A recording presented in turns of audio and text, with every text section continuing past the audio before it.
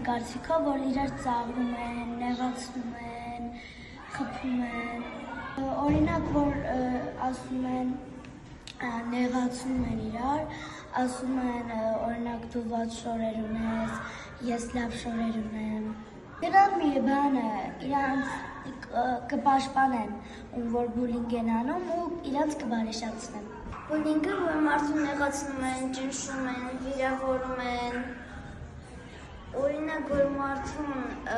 տանում են դուրս կամ ինչ-որ առանձին սենյակ և ճնշում են։ Եթե ես տեսնեմ ինչ-որ մեկին, որ ճնշում են կամ նեղացնում են, ես կգնամ և կպաշտպանեմ նրան։ Բուլինգը դա է դասարանում մի հոգու դեմ է դուրս գալի և նրան նեղացնում են իր տեսքի, իր կազմվածքի և իր սովորելու մասին։ Ես կփորձեմ պաշտպանել և չեմ թույլ տա այդ մարդուն նեղացնել։ Ու հանեք բերեք։ 1, 2, 3